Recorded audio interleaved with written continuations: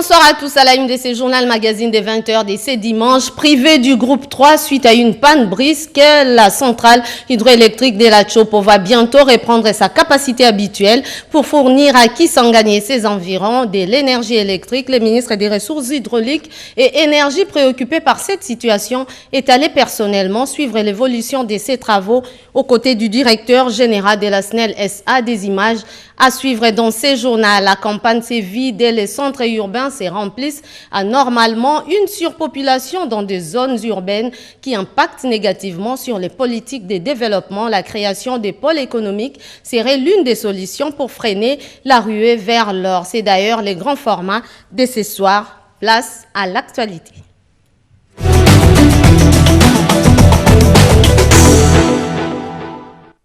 Bienvenue à ce journal magazine. Tout d'abord, cette question et la réponse qui s'ensuit immédiatement. Le service national serait en train de renaître de ses cendres? Eh bien oui, plus qu'une renaissance, il s'agit d'un véritable retour. Le chef de l'État, Félix-Antoine Tshisekedi Tshilombo, a lancé cet après-midi des cantines de vente dans des casernes de produits agricoles du service national. Les camps colonel Tchachi étaient les sites pilotes.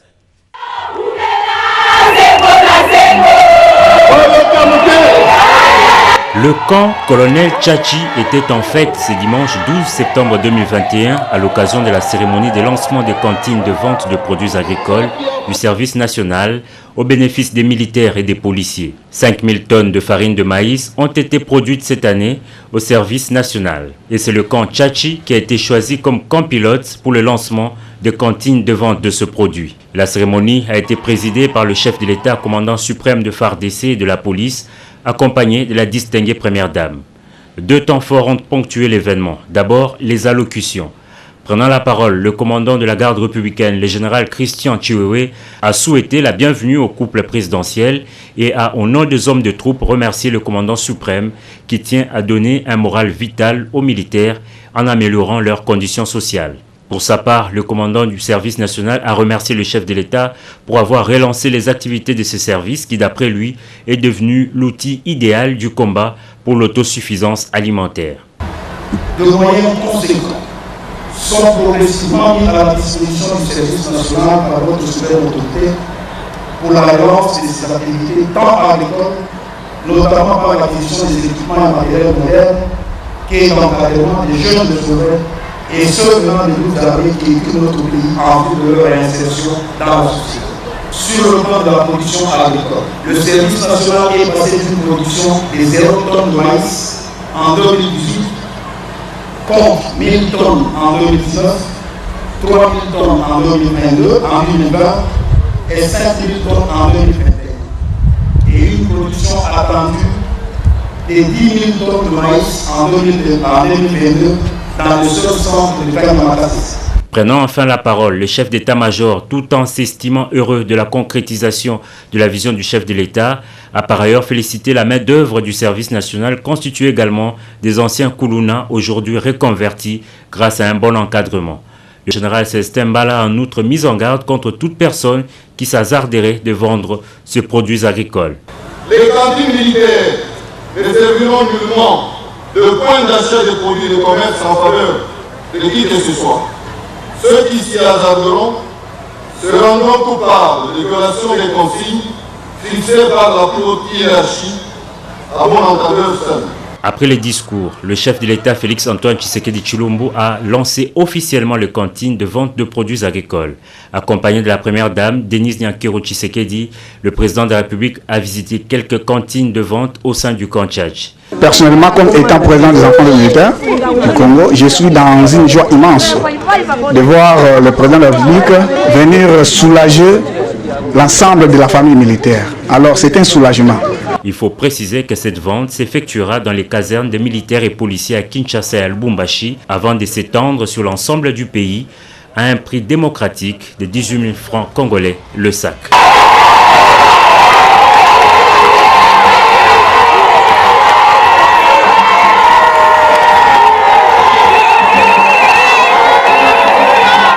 Merci Guylain Kabalundi pour ces reportages. Le chef de l'État, Félix-Antoine Tshisekedi Tshilombo, a reçu hier le chef de la diplomatie des Émirats arabes unis. Au menu, les raffermissements des relations dans plusieurs domaines entre les deux pays. C'est un reportage de la presse présidentielle. La République démocratique du Congo et les Émirats arabes unis entretiennent des très bonnes relations depuis des décennies. L'excellence de la coopération diplomatique entre les deux pays justifie la présence de son ministre des Affaires étrangères qui a conduit une délégation reçue par le chef de l'État, Félix-Antoine Tshisekedi Tshilombo, ce samedi 11 septembre à la Cité et de l'Union africaine. La présence du diplomate des Émirats arabes unis et représentant personnel de son Altesse Cheikh Mohammed, le président et prince héritier d'Abu Dhabi, s'inscrit dans le cadre du réchauffement des relations bilatérales entre les deux pays. I want to express my thanks and gratitude to His Excellency the President. Je souhaite remercier Son Excellence Monsieur le Président de la République de l'avoir accueilli et pour l'accueil chaleureux qui lui a été réservé. Il est venu ici transmettre les salutations fraternelles de son Altesse Cheikh Mohammed bin Zayed Al Nahyan et Cheikh Khalifa, le président et le prince héritier d'Abu Dhabi, la signature d'accords bilatéraux entre les deux pays et qui est une coopération plus étroite entre ces deux nations qui sont frères. Les Émirats arabes unis, deuxième puissance économique du Golfe Persique après l'Arabie saoudite et quatrième producteur mondial du pétrole et membre influent de l'OPEP. Ils promettent d'apporter un soutien indéfectible à la mandature du président Félix-Antoine Tshisekedi Tshilombo à la tête de l'Union africaine. Parlons de la coopération RDC-Égypte. Le vice-premier ministre et ministre des Affaires étrangères, Christophe Lutumbudoula Apala, a échangé avec son collègue égyptien. Suivez. Entre Alger et Kinshasa, les relations se réchauffent. En visite officielle à Kinshasa, le ministre des Affaires étrangères algérien de la communauté nationale à l'étranger vient d'être reçu par le vice-premier ministre, ministre des Affaires étrangères. Avec Christophe Lutumbudoula Apala, Ramtan Lamamra a évoqué les bonnes relations bilatérales qui existent entre Kinshasa et Alger. Le ministre algérien est en République démocratique du Congo, porteur d'un message du président algérien à son homologue congolais Félix-Antoine Tshisekedi Tshilombo. Les deux chefs des diplomaties ont également abordé les sujets d'intérêt commun et la présidence de la RDC à l'Union africaine. Les deux États entretiennent des relations historiques et ils comptent bien les renforcer pour des générations futures. Pour rappel, un des acteurs importants de l'histoire politique congolaise, Moïse Tshombe, est mort à Alger, capitale de l'Algérie. Le député national René Ochoudi a construit un bateau pour désengorger la province du Sankourou. Suivez cela en images et commentaires. Dans le cadre de la réalisation de la vision du chef de l'État, Félix-Antoine Tshisekedi Tshilombo, l'honorable Ochoudi Olamba, député national élu de Lubumbashi, a construit un bateau qui porte le nom de sa regrettée maman Ouachema Kosso. Le député national voudrait par cet apport désengorger Lumumba-Ville et ses environs de Kinshasa vers Benadibele jusqu'à Djondo, Samwangua. Plusieurs personnalités ont marqué de leur présence cette manifestation. Les députés nationaux, le premier vice-président et le deuxième vice-président de l'Assemblée nationale, le ministre de Transport et Voies de Communication et celui du Commerce, Jean-Lucien Boussa. Après le mot du représentant de la famille, l'honorable Ochoudi a pris la parole pour expliquer le sens de son geste.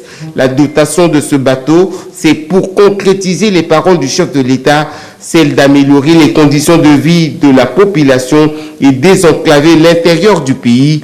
Il a promis à la population de réduire les prix de transport à bord de ce bateau 2 fois moins cher. Comme impact, première chose, je dois voir au niveau de notre population. La population, pour que nous les prix au niveau de l'espace Grand Kassai et au Sankourou en particulier, que c'est une maman acheter un sac de sel à 20 000 francs, aujourd'hui, elle va l'acheter à 16. C'est-à-dire que non, moi j'ai diminué le prix pour soutenir les actions du chef de l'État.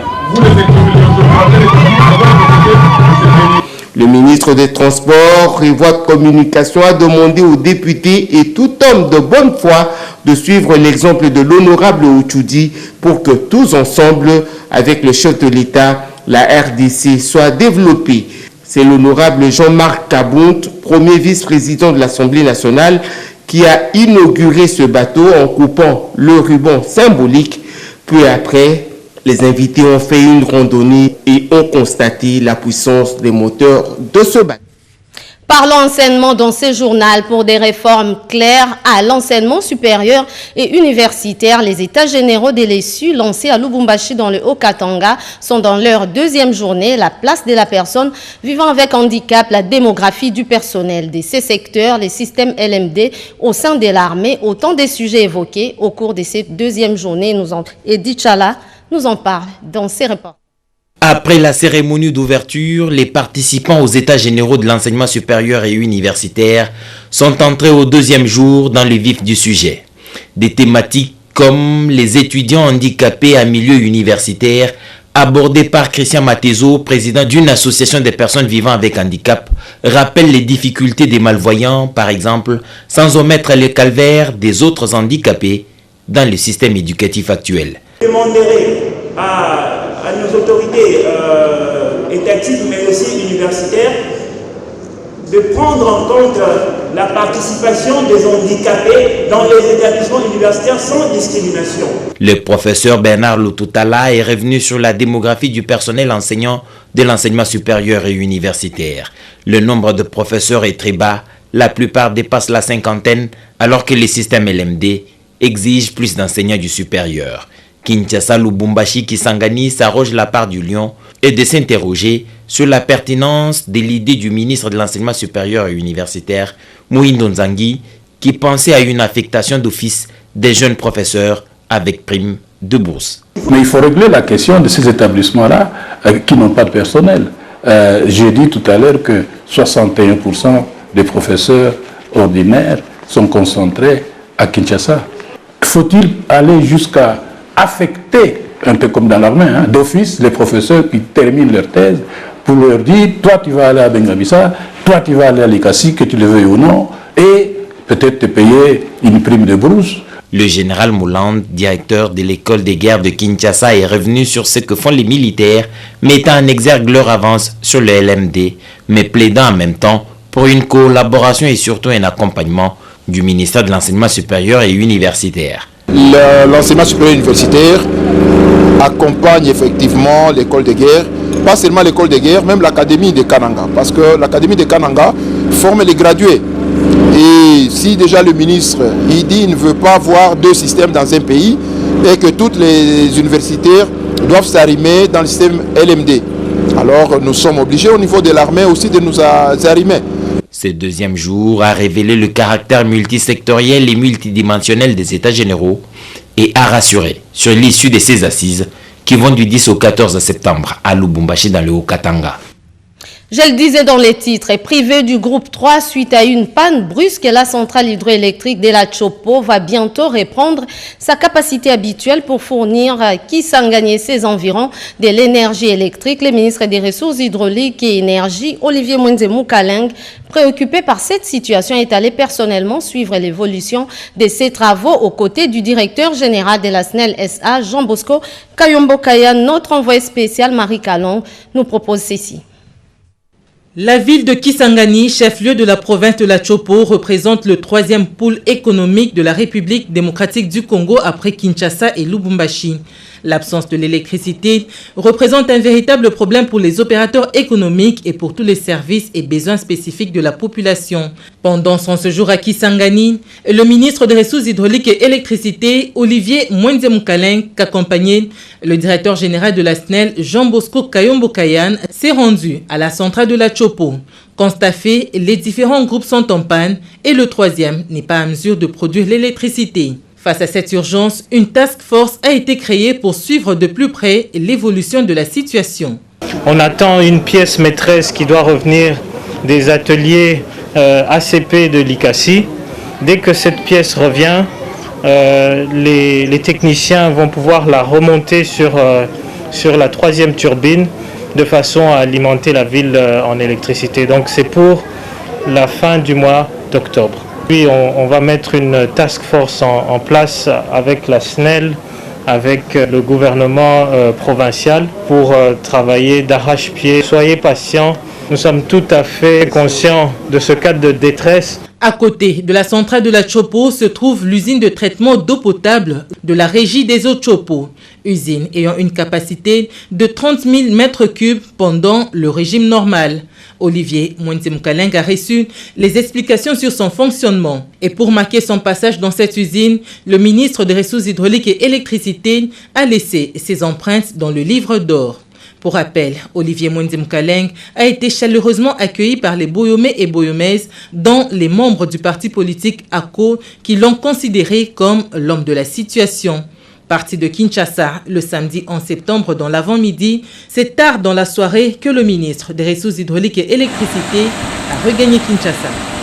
Payer l'impôt, c'est participer au développement de son pays. Les artères de Kinshasa, la capitale, ont connu une ambiance toute particulière avec une caravane motorisée initiée par la coordination pour le changement des mentalités CCM et ce, dans les cadres de la campagne sur le civisme fiscal et la gestion des deniers publics et génie d'Ada Chabani.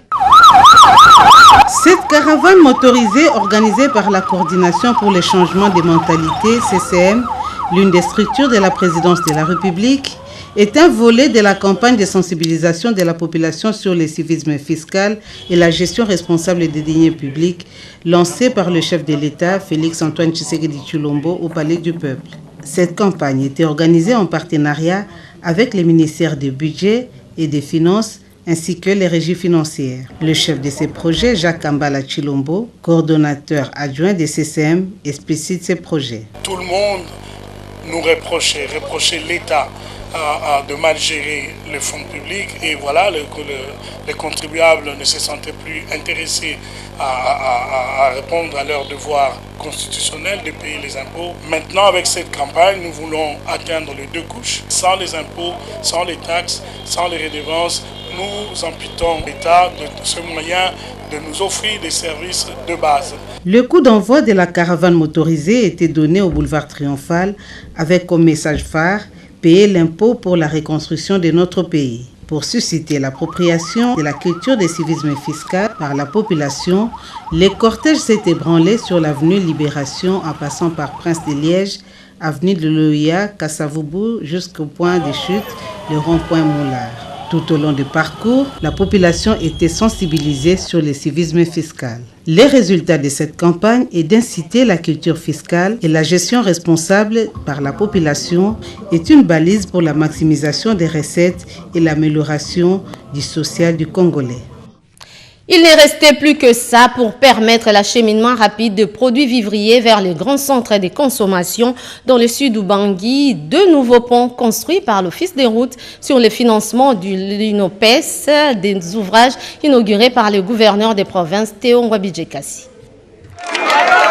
Construit par l'Office de route avec le financement du projet d'appui à la réhabilitation et à la relance du secteur agricole, financement additionnel, les ponts modulaires métalliques SAO 1 et SAO 2, situés respectivement au PK37 et au PK42 sur la RP 322, axe Kolongo-Boujala-Yakamba, dans le territoire de Boujala.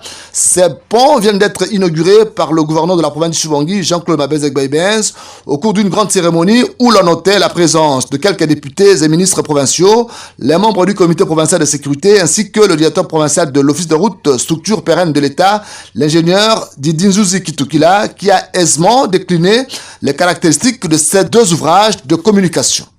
Avant de procéder à la coupure du ruban symbolique, le gouverneur de province, dans son adresse, a remercié le président de la République, chef de l'État, et a lancé un appel à la population pour la protection de ces ouvrages. D'abord, je voudrais exprimer toute ma gratitude au président de la République, chef de l'État, son Excellence Félix-Antoine Tshisekedi, à son gouvernement ainsi qu'à tous nos partenaires qui nous accompagnent dans cette mission.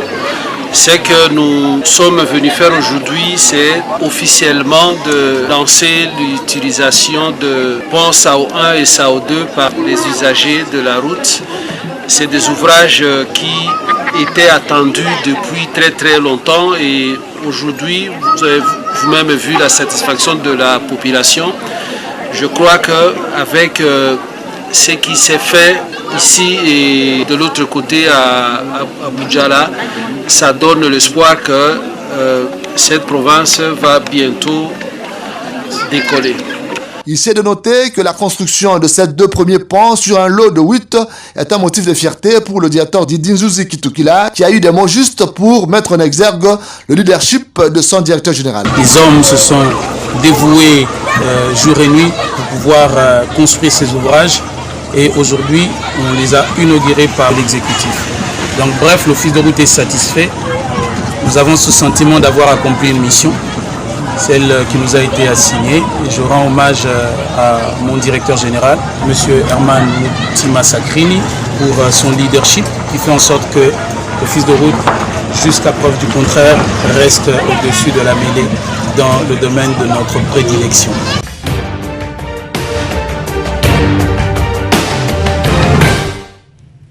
La République démocratique du Congo, à l'heure de l'ouverture des accords pour plus d'échanges entre la RDC et la Turquie ont été signés. C'est là l'une des grandes activités déployées par le chef de l'État durant la semaine qui vient de s'achever, la semaine du président, avec Pierre Kibambeso Moïsa.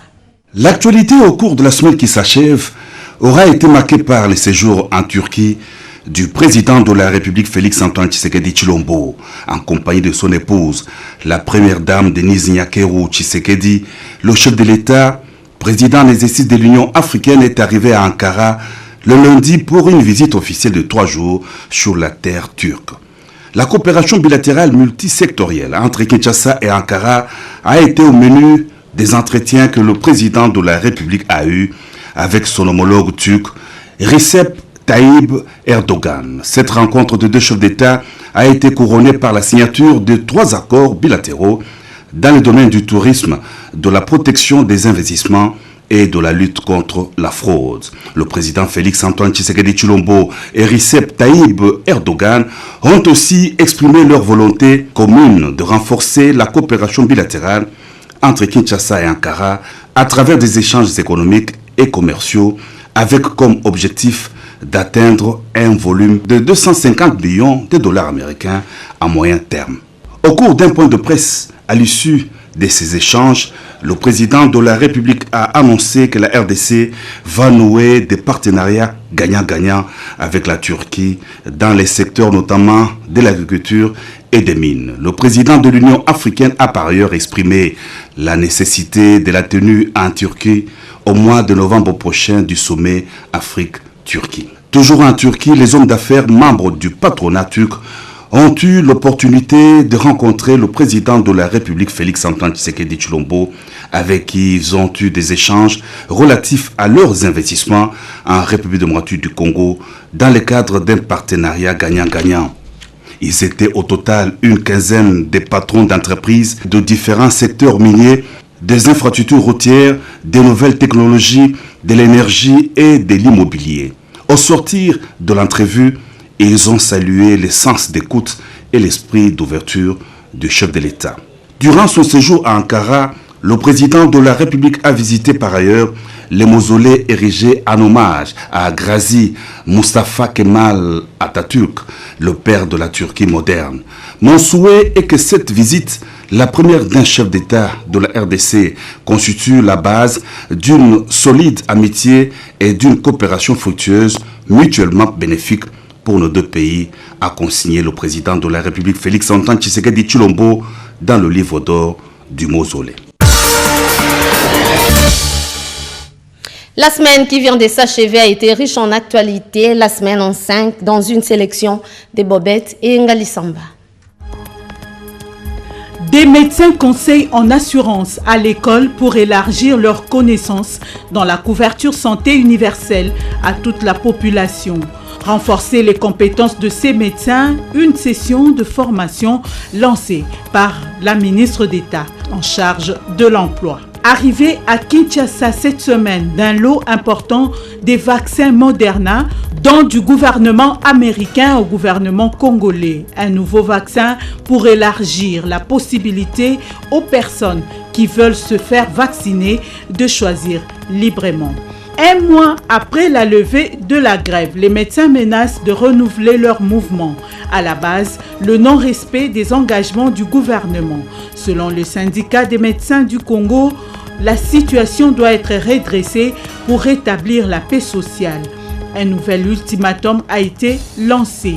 Pollution de la rivière Kasaï, la distribution de l'aide aux sinistrés tarde toujours et les victimes collatérales continuent d'utiliser l'eau de la rivière. Entre-temps, les vrais ménages victimes doivent être recensés pour bénéficier réellement de l'aide du gouvernement. Élèves identifiés de l'Institut Saint-Georges, ils sont auteurs des images pornographiques sur les réseaux sociaux. Le conseil de discipline les a définitivement exclus de l'école et n'ont plus accès aux écoles catholiques. Leur sort est jeté. Cet épisode vient rappeler à la société à travers la famille la responsabilité des parents dans la formation intégrale de leurs enfants, l'avenir du pays. Parlant infrastructure, une partie de seaux de mouton de 2 bonhommes endommagés à cause d'un accident provoqué par un camion remorque. Pas de perte en vie humaine, mais l'ouvrage est hors service, causant ainsi des embouteillages dans cette partie de la capitale. Présentation cette semaine de l'annuaire statistique 2020 produit par l'Institut national des statistiques. Il s'agit ici d'un outil qui servira de tableau de bord pour faciliter la gestion responsable de la République. État de siège décrété dans les provinces du Nord Kivu et de l'Ituri, le Premier ministre Jean-Michel Samaloukonde a présidé cette semaine une réunion de sécurité pour évaluation. Les états généraux de l'enseignement supérieur et universitaire se tiennent depuis ce vendredi à Lubumbashi. La réforme de l'enseignement universitaire au cœur de ses assises. Des nouvelles du Congo profond, un pont de liane de fortune jeté sur la rivière Lubumbashi relie 2 rives du territoire de Kanyama. Un calvaire pour cette population qui crie au secours.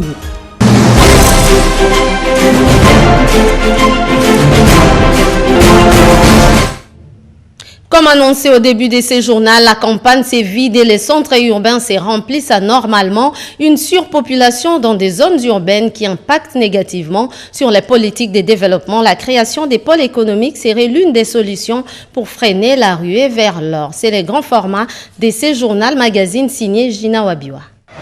Au premier regard, Kinshasa donne l'impression d'être une ville surpeuplée. Avec des embouteillages devenus monnaie courante, la concentration de la population aux arrêts des bus et sur les grandes artères de la ville. Sans statistiques fiables, l'observateur non averti affirmera l'hypothèse selon laquelle la capitale quinoise est victime d'une concentration de la population. Parmi les causes, il y a les difficultés. Les difficultés de tenir dans un environnement X font en sorte que la population puisse quitter cet environnement-là pour aller dans un autre environnement qui offre les conditions qu'ils n'avaient pas avant. Les manques d'emploi, les manques des établissements d'école, les manques d'un bon marché. Autant Kinshasa est la capitale, autant tout est centralisé ici. Donc les gens de l'intérieur, ceux qui sont dans les provinces, trouvent leur solution que à Kinshasa. Donc il y a une centralité, une centralisation des structures administratives au point que tout le monde court vers Kinshasa pour résoudre son problème. Que faire pour mettre de l'ordre dans ces secteurs? Un accent particulier doit être mis dans nos provinces. Ce sont des entités territoriales décentralisées. Et de créer les mêmes conditions-là que la jeunesse suit dans des grands centres. Ces mouvements-là de va-et-vient de la capitale vers l'intérieur ou de l'intérieur vers la capitale devait être identifié. Le problème devient de plus en plus inquiétant parce qu'on ne maîtrise pas les statistiques de personnes qui viennent à Kinshasa. La construction des nouvelles villes serait une solution pour certaines personnes. Le mieux serait de construire des nouvelles cités. Et il ne faudrait pas construire une nouvelle cité isolée comme ça. Il faudrait que l'emploi soit à côté parce que c'est l'emploi qui attire la population. Prenez le cas de la GECAMINE. La GECAMINE, après s'être installée, a eu à construire la cité pour ses employés. Et à côté, il y avait des écoles où les employés envoyaient leurs enfants. Et à côté de l'école, il y avait des centres de santé. Et les supermarchés vont voir le jour, les activités vont naître. Et c'est la vie tout entière d'une ville ou d'une cité qui va voir le jour. Le gouvernement de la République a quant à lui initié des projets futuristes, à l'instar du projet Kitoko, pour étendre la ville quinoise. Chronique dans ce journal, c'est l'œuvre de Médard Mbouyal Mangal, notre confrère. Bonsoir Médard. Bonsoir Yvette. Oui, votre réflexion sur la normalisation, les prix à payer pour bâtir un état de droit. Médard, dites-nous, les prix à payer, c'est pour quoi faire? Disons tout de suite que la source d'inspiration, c'est un ouvrage de testament rédigé par Dr Cleophas Kamitato Massamba, et son dernier ouvrage qu'il a intitulé Kilombo ou le prix à payer. Et lorsque nous nous retrouvons dans le contexte actuel, tous les actes que l'on est en train de poser pour donner un contenu à l'état de droit, il y a toujours un prix. Et c'est comme dans l'amour, il faut toujours apprendre à payer la dot, d'une manière ou d'une autre, que ce soit au sommet de l'État. Le chef de l'État engage la République en payant la dot de tel ou tel autre objet, et c'est ça qui rassure une manière de sécuriser tout le monde. Alors, un objet de valeur a un prix. Et donc, tout ce que nous voulons obtenir d'une manière ou d'une autre, cet objet-là a un prix et il faut que quelqu'un puisse payer. Et c'est quoi les prix à payer? Le prix à payer, mais je donne un exemple.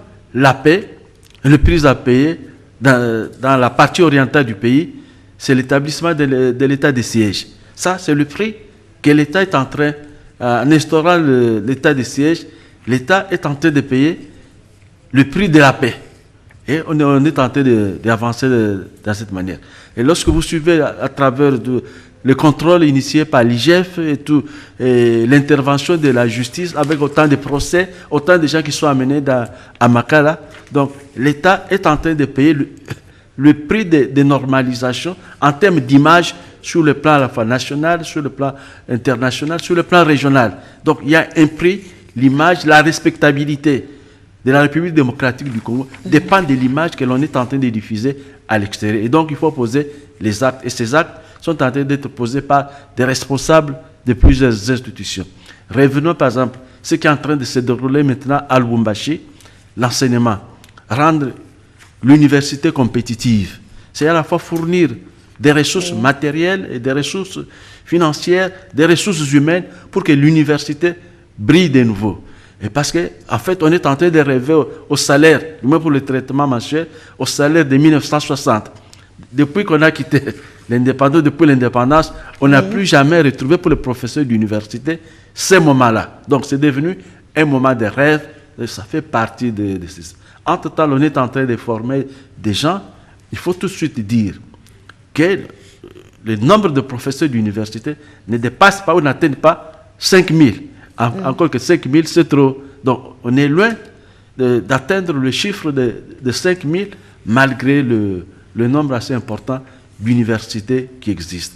Mais ce qu'on semble ignorer, c'est que les doctorants, ce sont des professeurs dans l'antichambre. Ce sont ces professeurs qui sont en train d'attendre, ou des enseignants dans l'attente, qui aimeraient que le gouvernement puisse jeter le regard sur eux. Et le dernier élément, puisque nous parlons de l'enseignement, il y a aussi le fait de ce qui nous concerne. Oui. Il y a aussi en vue les états généraux des médias et de la communication. Là, ça aussi, ça pose problème parce qu'il y a toujours eu un lien entre les médias, la démocratie et, si vous voulez, le pluralisme. Parce que les médias sont au service de l'information et une bonne information doit être crédible. Mais est-ce que tout le monde est appelé à se verser dans le secteur de l'information? C'est pas très sûr. Oui, comme nous parlons de l'enseignement et l'enseignement des bases pour tous les enfants congolais, où en sommes-nous? Mais l'État a payé le prix. Et le prix, vous le connaissez, c'est la gratuité. La gratuité a permis de ramener un plus grand nombre de ces enfants. Si au niveau de grandes villes, la ville de Kinshasa, c'est pas trop visible parce que Kinshasa est la ville la plus monétarisée. Donc, à la fin lorsqu'on regarde la circulation de la monnaie à travers tout le pays, c'est d'abord Kinshasa, après Kinshasa, Lubumbashi, et Goma, et Matadi. Ce sont les villes les plus monétarisées. Et donc, lorsqu'on parle de la gratuité, l'on a ses pieds à Kinshasa, ça ne signifie pas grand-chose. Mais il faut se retrouver au village. Et c'est là que vous sentez le prix que l'État congolais a payé pour obtenir la gratuité de l'enseignement de base. Oui, et Médard, quel prix pour l'université? Je veux dire, l'université, être compétitive, c'est rayonner. Il faut un grand pays, de grandes universités, de grands hommes scientifiques, de grands laboratoires, de grandes productions scientifiques. Il faut que des productions scientifiques soient à la dimension de la République démocratique du Congo. Et ça ne peut être à cette grandeur que si il y a un coût à la fois financier, un coût sur le plan humain, la qualité des hommes que l'on est en train de former, la qualité des professeurs d'université, et comme j'ai dit, mais tout ce qu'on est en train de préparer pour prendre la relève dans les médias, ce sont les doctorants que j'ai appelés des enseignants qui sont dans l'antichambre. Merci à toi, Médard Mbouyal Mangal, pour cette réflexion. Poursuivons ce journal. Construction d'un grand dallo pour relier Kikimi et Kimwenza. Les travaux sont exécutés par l'Office des routes sur financement du Fonds national d'entretien routier FONER.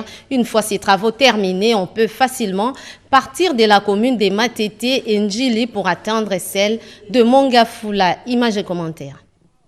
Nous sommes ici sur la route Kikimi-Kimwenza, une route d'intérêt majeur qui connaît souvent un flux important de la population qui se déplace en passant par Kimwenza Gare, la route Sekomaf pour atteindre le centre-ville de Kinshasa. Et donc, le désengorgement était une nécessité et cela passe par le pont. Ce pont en dalle d'alors, démoli pour le besoin de la cause, va être remplacé par un dallo en béton de 6 mètres de longueur, capable de résister aux intempéries, ainsi supporter la charge des véhicules et des passants. Le chef de chantier de l'office de route donne de précisions. Là, on fait un dallo qui nous prend à peu près 6 mètres de longueur, qui permet à ce que les quartiers qui étaient coupés avec l'autre quartier soient accessibles. On a commencé depuis les 3, du fait que les quartiers étaient coupés, la circulation était devenue compliquée. On était obligé de détruire l'ouvrage qui était en place, donc de faire la démolition des éléments en béton et des éléments en béton non armés. Et par après, on a fait la déviation pour dévier un peu la rivière. Signalons que ces travaux de construction de ce dallo à Kimwenza ont été financés par le FONER, le Fonds d'entretien routier, et exécutés par l'Office des routes. L'on pourra désormais avoir des réponses sur tout ce qui touche à la famille. La maison des familles, c'est les lieux et cadres appropriés. Une maison des familles vient de voir le jour ici à Kinshasa, une œuvre de l'association Batoto Congo Joseph Oscar Mbalkaïch. C'est un cadre de réflexion collective à même de transformer la pensée en projet et en action. La première maison des familles, œuvre de l'association Solidarité Batoto Congo, a été inaugurée ce jour. Elle a pour vocation d'accompagner les personnes dans diverses démarches individuelles et les encourager ainsi dans la participation sociale et citoyenne pour le développement de la RDC. L'initiatrice et présidente de l'association Solidarité Batoto Congo, dont fait partie la maison des familles, Laura Massela, s'est réjouie de cette réalisation. Nous sommes un appui, nous sommes un pilier sur lequel les politiques s'appuient pour pouvoir réaliser leurs actions. Cette maison des familles en est bien un exemple. Vous pouvez en être collectivement fiers. Que vive la maison de famille Imani. Que Dieu bénisse la RDC. Je vous remercie. La maison des familles Imani tient à un accompagnement global. Il ne sera plus question d'enfermer les familles dans la seule problématique du lien parent-enfant, mais bien plus de considérer tous les éléments du contexte de vie avec un accent particulier sur les conditions d'éducation. Ainsi, la maison de famille offre cette possibilité de partage d'expériences entre les parents et les enfants. 10 ans au service de la promotion de droits humains, c'est à la fois peu et beaucoup. L'Association congolaise pour l'accès à la justice à Kaja dans son actif plusieurs réalisations, mais en si peu de temps, une journée d'anniversaire célébrée en présence du ministre des Droits humains, Albert Fabrice Pouela, un reportage de Médard Mbouyal Mangal. Des juristes congolais de renommée nationale et internationale sont tous unanimes. Le combat de l'Association congolaise pour l'accès à la justice à CAJ est un combat pour la promotion d'un état de droit. Et pour cause, l'état de droit a comme socle la justice. Tous les intervenants triés à la volée ont salué une décennie de travail de hackage et de maître Georges Kapiamba, avocat au barreau de Lubumbashi. Il y a donc 10 ans, un groupe d'avocats congolais se sont retrouvés pour donner un contenu à une œuvre sociale qui fait aujourd'hui la fierté de la société civile congolaise. Placés au devant de la scène pour défendre les droits humains dans le gouvernement des warriors, Maître Albert Fabrice Puela a démontré que les droits de l'homme sont l'alpha et l'oméga de toute gouvernance. Et comme la question est transversale, il est important de souligner que les droits socio-économiques font partie intégrante des droits humains. Avec un champ ainsi élargi, on comprend dès lors que la lutte contre la corruption et les contrôles pour le détournement des deniers publics initiés par l'IGF s'inscrivent dans la stratégie de promotion des droits humains. De plus en plus, l'image des hackages se confond avec la personne de maître Georges Kapiamba. La plupart ont tout perdu et d'autres redémarrent une nouvelle vie après une longue période difficile. Dès l'épisode Kamouina Sampou, le Haut Commissariat pour les réfugiés HCR a procédé à l'enrôlement des déplacés dans les Kasaï. C'est un reportage de nos confrères de la RTNC Kasaï. Représentant assistant chargé de la protection du UNHCR, Paco Mengo Mengame, a souligné à l'ouverture de cet atelier tenu à Chikapa que ce projet a pour objectif. L'opération d'enrôlement a pour principaux objectifs de recueillir les données permettant de cibler efficacement afin de faciliter les services d'assistance et de protection en faveur des personnes déplacées internes. D'avoir des données crédibles sur les déplacés internes pour supporter les activités d'assistance du HCR et des autres acteurs humanitaires à travers Global Distribution Tool et l'assistance en cash. Il s'agit pour nous ici de pouvoir procéder à un véritable transfert de compétences en faveur des autorités dans le domaine de l'enregistrement biométrique.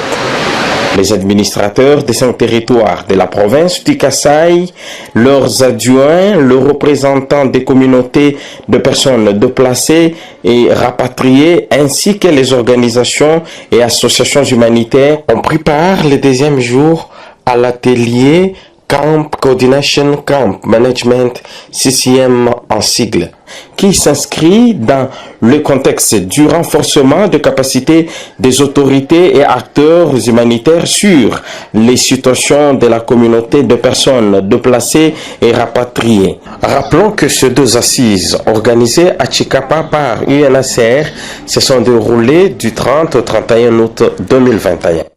Politique, le nouveau comité directeur de la Ligue des femmes de l'Union pour la démocratie et le progrès social UDPS vient d'être installé. Christine Mantsoni Mantsanga est à la tête de ces comités. C'était au cours d'une cérémonie d'installation présidée par le secrétaire général du parti présidentiel, Augustin Kabouyanoudi Alembikaï.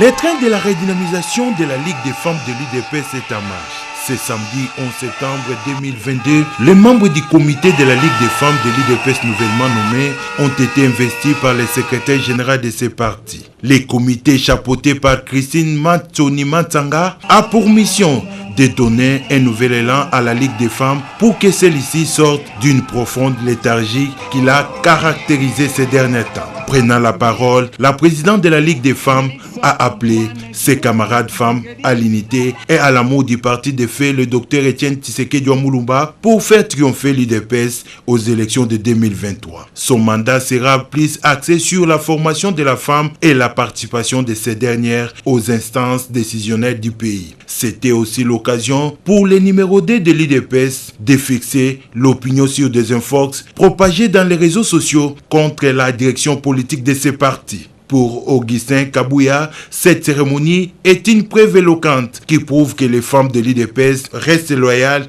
à Félix Antoine Tshisekedi Tshilombo et à l'UDPS. Les heureuses nominées ont tenu aussi à exprimer leur gratitude au chef du parti pour la confiance et la reconnaissance de leur combat politique. À la Ligue des femmes de l'UDPS, plus rien ne sera comme avant. C'est la fin de ce journal, Madame, Messieurs. Merci à vous de l'avoir suivi. Au revoir.